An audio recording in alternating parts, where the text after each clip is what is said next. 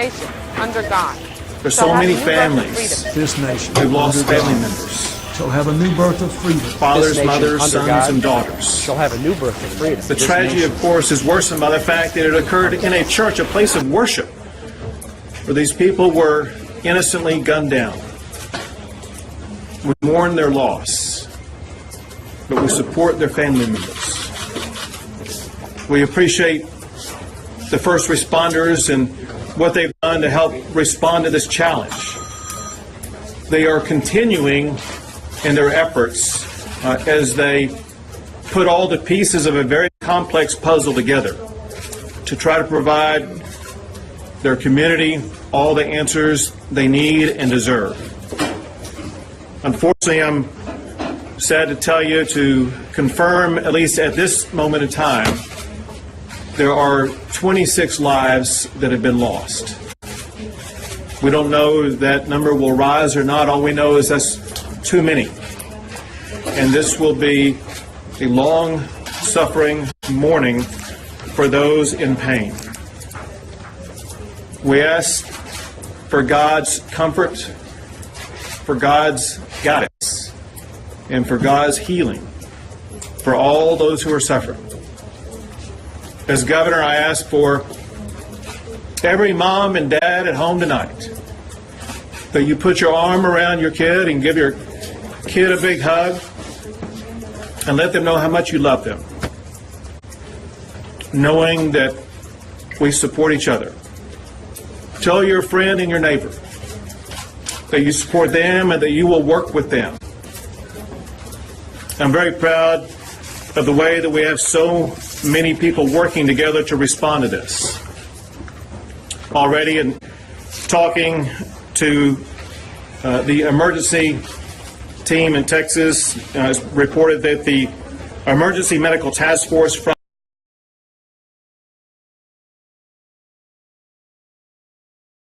respond in coordinated fashion already. I want to express my gratitude to the President who called from overseas. My gratitude to Senators Cornyn and Cruz, with whom I've already spoken, as well as members of the Texas legislature. But when you look at the robust response from the mayor of the area where we are located right now, the mayor of Stockdale, to the Department of Homeland Security, to the ATF, the FBI, the Bexar County Sheriff's Office, the Guadalupe County Sheriff's Office, the Wilson County Sheriff's Office, the Livonia Police Department, the Stockdale City Marshal's Office, and the Seguin Police Department. And I have no doubt that there are other law enforcement as well as emergency agencies that have responded to this. And I regret if I did not mention you. Just know that we appreciate the profound way that everybody's come together. I would like to now turn things over to Sheriff Joe Tackett from Wilson County, in whose jurisdiction the crime occurred and whose jurisdiction we're in right now. Thank you, Governor. Thank you for your kind words. We all in here know what happened today, and it's something we all say does not happen in small communities, but we found out today it does. We need your support.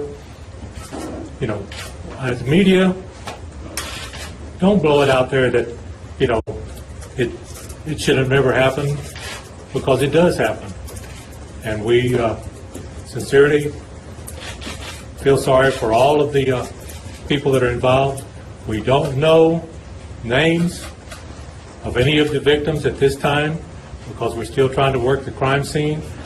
As we get the names, we're going to be contacting family members and letting them know what we have. But at this time, we don't have any names of any of the victims. Thank you.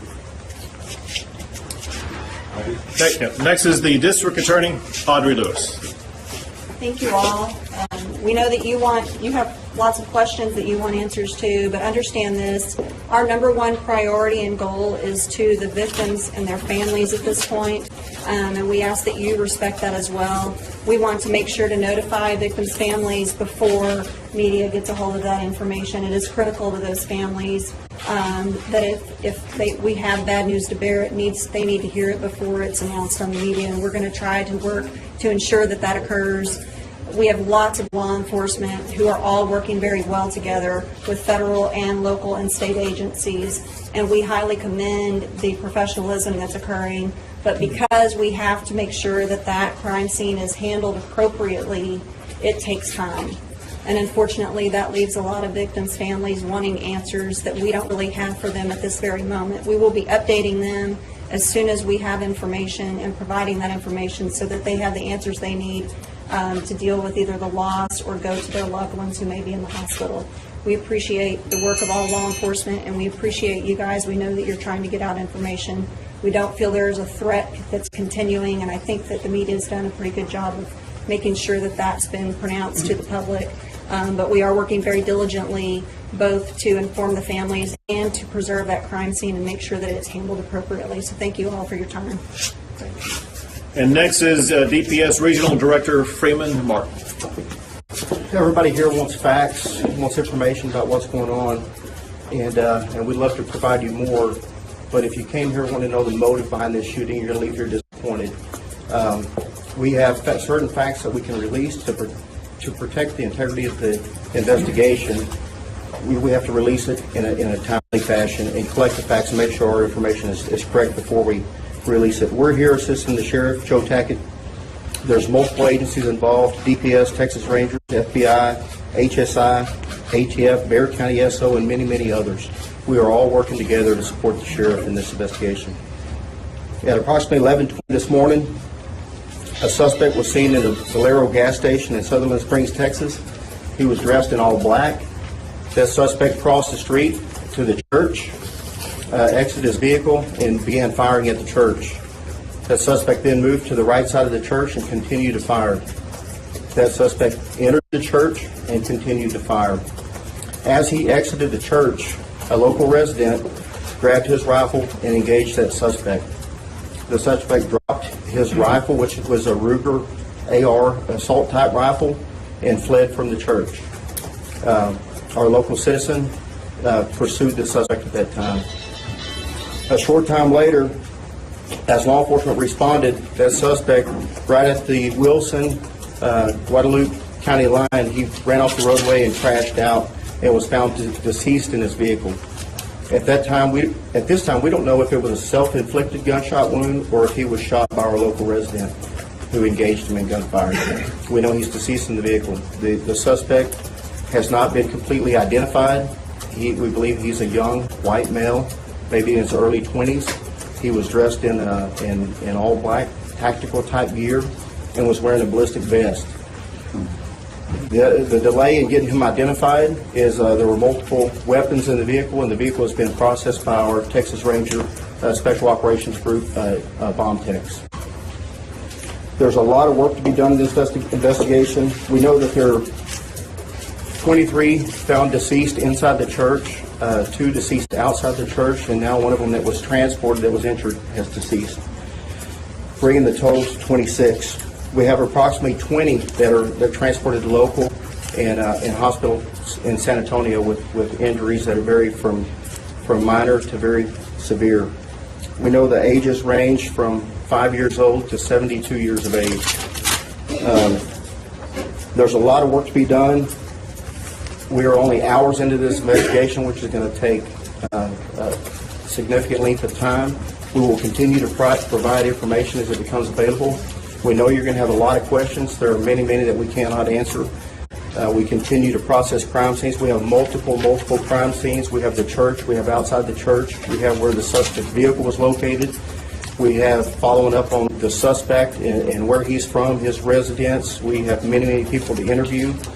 We have Texas Rangers at all the hospitals locating those and interviewing those who were injured. So not a lot of information to give at this time, but the state of Texas, we have every resource that we have available: Texas Rangers, Special Operations, Texas Highway Patrol, Crime Scene Labs, Victim Services, the Texas Division of Emergency Management. Every resource we have available is working, and at the end of this investigation, we'll be able to answer any reasonable question as to what happened. Was the neighbor injured? The one that engaged gunfire? No, he was not. With that, Great. Well, thank you all, and thanks once again to law enforcement at all levels, from the local level to the state level to the federal level. The collaborative working relationship is one that will ensure a swift and certain evaluation of exactly what happened, and we will provide that explanation as quickly as possible. We will be leaving here and going to meet with some of the family members of those affected as soon as we finish up, but we'll take a few questions. How many were in the church and how many escaped death or being wounded? Anybody knows that? we don't have those numbers. There were people in the church that escaped that were not injured, but we don't have all that information. I'm sorry. Was Meskin held at the time? Yes. Was the suspected shooter a part of any sort of known militia group? Is that being investigated? That Not at this time. that is being investigated, but we haven't. We can't say one way or the other. What about him was suspicious to begin with, or what initiated the original call? Those are the types of things that are under intense investigation right now, and hopefully we will learn about them in the next 24 hours. The revised total of victims, that does not include the shooter, correct? Correct. Can you tell us anything about a possible raid at the suspect's home? All those types of things will be pieces of information that will be coming out shortly. Were any victims outside the church? Yes. Did you know anything about any social media postings that he might have hinted that he would have done this? All of those types of things are being looked into as we speak. We take one more question. When are you going to know if the shooter's family was? Say again. Do you know if the shooter's family was in attendance of the church at the time, or had any connection? Unaware of that. When we release his name? As soon as possible. Was he known to the community or was he an outsider? But we will confirm that when we learn it. How can people help? As I think you're realizing, there's a lot of information. We want to piece the puzzle together before we provide you any misinformation, and we want to make sure that we meet with the family members who are affected by this before we release information publicly. We hope to get this information to you as soon as possible. Thank you all very much. And the call that came in was an active shooter. There was no calls that came in of a suspicious person or anything before. So how did y'all know he was at the Valero? After the fact, we started investigating. Do you have the videotape from the service? No, they haven't gotten it yet. Is there video? We'll send out information and update for you.